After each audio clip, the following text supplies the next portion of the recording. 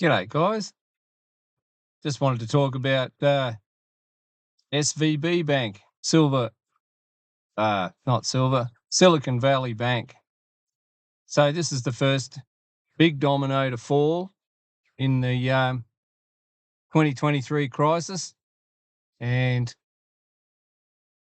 it's a reminder that you shouldn't have any digits rather than just day-to-day expenses and a few bills held in a banking institution at the moment, and it's also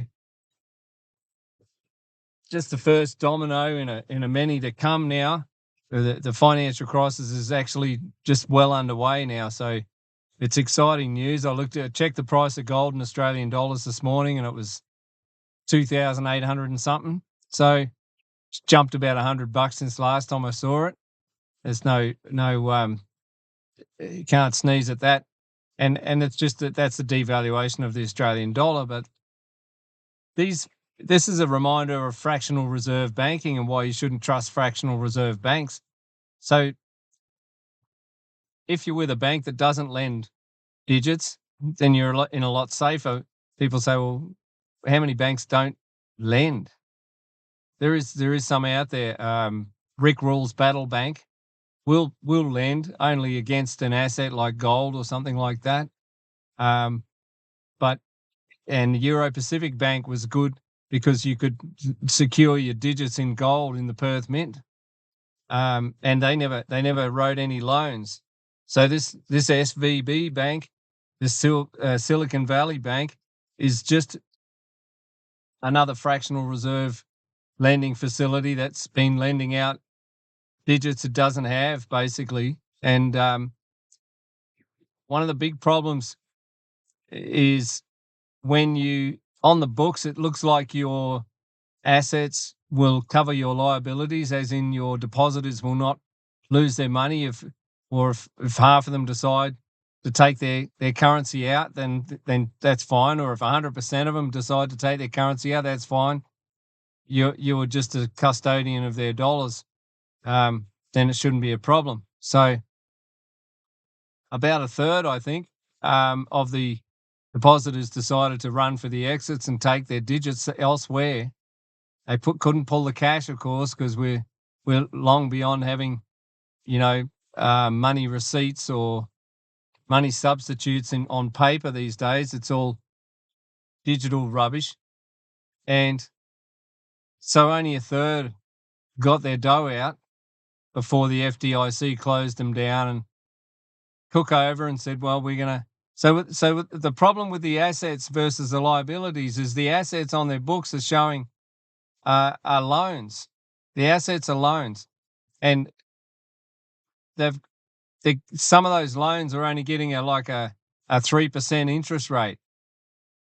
So you have a thing these days called mortgage-backed security. So that's a security that you can buy that's backed up by, or it's a bag full of mortgages. It's a pocket full of it's a bunch of mortgages put together and sold as a security. So you can buy a security.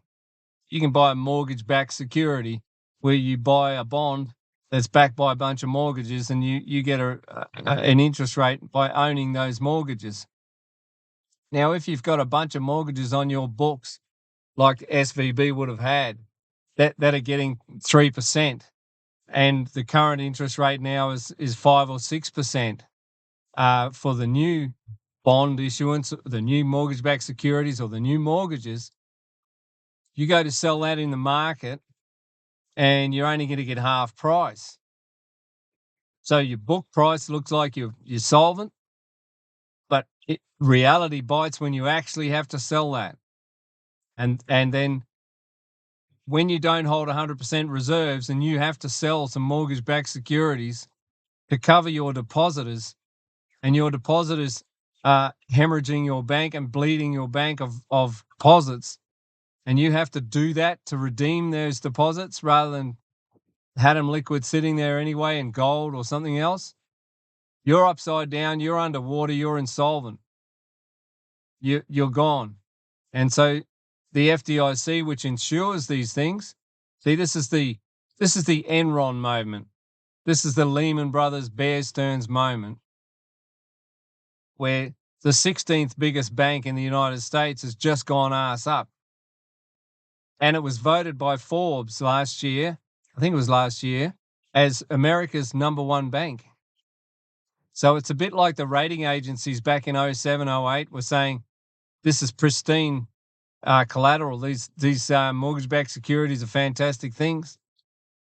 And the Federal Reserve Chairman is saying, it's all good here. We've got a strong labour market. Okay, a bank went broke, nothing to worry about. Then you know for sure that we're in for a beauty. We're in for a beautiful financial crisis, which will clear out the malinvestment and get rid of all these zombie companies that are saying that they're worth something and they're not. They're not worth anything, a lot of them. They're just big debt bubble companies. They only survive because they've been able to issue more and more debt. And it's a clear sign when the CEO was trying to raise capital and on one hand, and on the other hand, selling shares in the bank 2 weeks ago, selling shares, billions of dollars worth, because he knew the writing was on the wall. And they always do it. They go, shit, we're fucked. Okay, we'll sell now before everyone finds out, because it's only got a week or so to go. And bang, everyone finds out. The depositors rush for the exits. Let's get my digits out of that bloody fractional reserve heap of shit. Put it in another fractional reserve heap of shit. Too late, it's all over. Only a third of them got their dough back. So the FDIC's insured these things. So anything up to 250,000 and anyone over 250,000, if you've got $1 million in there, they're issuing you basically with a share certificate. So you're a partner in the insolvency. And when they sell the assets off, you'll get so many cents in the dollar. And you thought it was a bank keeping your money safe, didn't you? If you had $1 million in there, you thought it was a bank there to keep your money safe for you, that was liquid at all times, that you could do whatever you want with your hard-earned. And today you wake up and find out that's not the case. That when you transferred that rubbish digital currency into that rubbish digital institution, you gave your wealth to them, and now they've made it so that the government controls what happens next. But I'll tell you what about when all the other banks start going broke?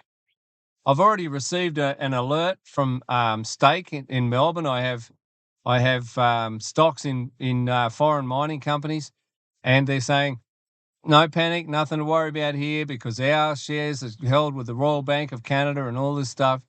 I don't believe it. If they start saying that, I probably should. I've never sold a stock, but I probably should sell them. But what am I going to do with the digits? You know, I can only buy silver with it. But if I do it now, will the truck ever arrive? Will the diesel even be in the truck? Will the order go through and the digits go through to their bank account and then it never gets sent? That's how close we are to a financial crisis. So I'll just hang in there with the mining stocks and say, well, I own some certificates that say that I'm a part owner of a mining company, and see what happens. Because I definitely don't have my wealth all in that. But I got off the tangent there. When the FDIC says it's going to guarantee all these deposits, what happens when all these banks start going ass up? Because the FDIC is working for a government that's broke. It's $32 trillion in debt. And you have the Australian banking guarantee, same thing. We're just a reflection of the Federal Reserve and everything, because we're on the SWIFT system, and you know, the US dollar. We trade internationally on the US dollar, so we do what the US says. And when all these banks do go broke, they won't be able to. They're going to go back to the Federal Reserve and the Australian Central Bank and say, we need you to turn this around and stop tightening monetary policy and print a bunch of dollars and give it to these depositors. Well, then you get a currency crisis. Then you get a total failure of the system, a total loss in any faith whatsoever. People know they're being paid in dollars that were made up in the basement. counterfeit dollars made up by the Federal Reserve or the Australian Central Bank. What's it called? The Reserve Bank. No reserves and not a bank. That's what I say. So they are going to capitulate. They are going to turn around and lower interest rates again. And by golly, then you watch the inflation run hot. It's bad enough now. I'm talking to pensioners that say even the price of oats is getting to them. You wait until they turn around and go, oh. So what they're also going to do is put controls on. They're going to start saying they're going to bail you in. They're going to say you can't get any of those digits out and pay for anything today. You just got some sort of a limit per day or whatever it is. They're going to bail you in. And so once they bail you in and take hold of your deposits, maybe then you'll know that it was all a scam. And there's people out there everywhere just waiting to get their money back from Enron and, Bear Stearns and Lehman Brothers. And now Silicon Valley Bank. They're sitting there waiting. Now we will go to Zero Hedge and see what they've said today. And as we noted before, while the FDIC noted that SVIB had 175 billion in deposits as of the 31st of December, note that some 151.5 billion of these are uninsured, which means they get exactly zero, although a sizable number of them likely pulled their deposits in the last few days, which is a bank run. And just like that, Silicon Valley Bank is no more. A historic collapse, which in many ways was faster than Lehman, and which has seen SVIP stock plunge from $763 to zero in 16 months. Silicon Valley Bank, Santa Clara, California, was closed today by the California Department of Financial Protection and Innovation, which appointed the Federal Deposit Insurance Corporation, FDIC, as receiver to protect insured depositors. The FDIC created the Deposit Insurance National Bank of Santa Clara, DINB, at the time of closing. The FDIC, as receiver, immediately transferred the DINB all insured deposits of Silicon Valley Bank. All insured depositors will have full access to their insured deposits no later than Monday morning, March the 13th, 2023. The FDIC will pay uninsured depositors an advanced dividend within the week. Uninsured depositors will receive a receivership certificate for the remaining amount of their uninsured funds. As the FDIC sells the assets of Silicon Valley Bank, future dividend payments may be made to uninsured depositors. So there you go. Let's have a look. And here we go.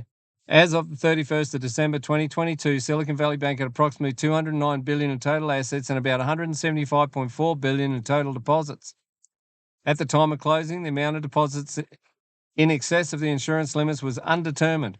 The amount of uninsured deposits will be determined once FDIC obtains additional information from the bank and customers. So if they had $209 billion in assets and $175.4 billion in deposits, where was the problem? What was the problem with a bit of a bank run and a few people took their money out? What happened there? It's all on paper. It's all digital. There we go. There's an update at 10:30 Eastern Time.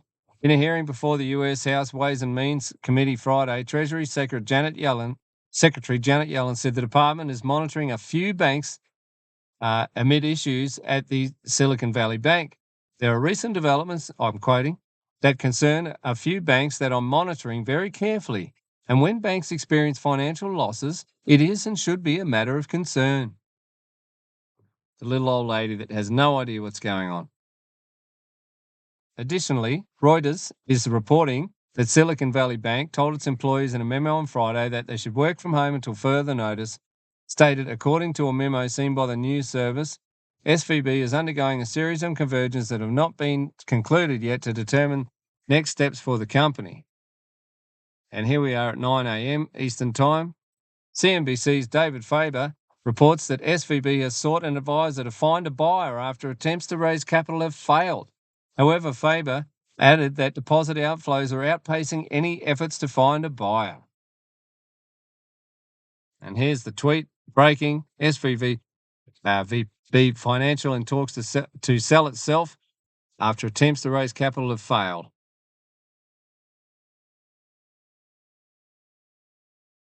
And there's a few graphs here showing a 65% decline and then eventually just a dead drop to nothing. SVB Financial Group Chief Executive Officer Greg Becker held a conference call on Thursday advising clients of SVB-owned Silicon Valley Bank to stay calm amid concern about the bank's financial position, according to a person familiar with the matter.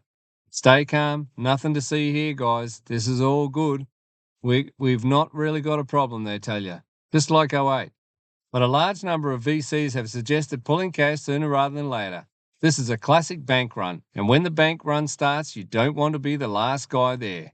Alva Labs president John Wu said in an interview with Bloomberg Television. However, some VCs said they were standing by the bank.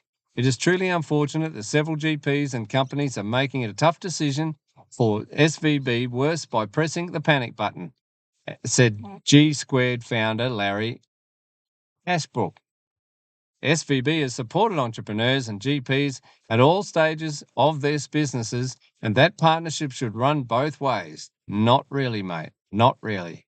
We'll have to see how the story develops, but something always breaks hard during or after a Fed hiking cycle, says Jim Reed, a strategist at Deutsche Bank AG. Is this another mini wobble on its front or the start of something bigger? Michael Big Short Burry also weighed in on the Silicon Valley Bank last night. Is it possible today we found our Enron, he said. And the tweet was deleted. I don't want to see, this is the Treasury economic advisor for the White House, Bharat Ramutri, tells CNBC. I don't want to say more than that right now, but I want to assure the viewers that this is something we're on top of, he says, while adding that this is a highly fluid situation developing. So just stay calm while the bank goes broke. Anyway, we'll keep you up to date, guys. It's just great to see. And I checked the price of gold this morning, but I already said this on the podcast. I can't remember because I had a big break in between. It jumped up $100 in Australian dollars. I think I already told you that. So have a good one. We'll see you on the next one. Take it easy. We're underway.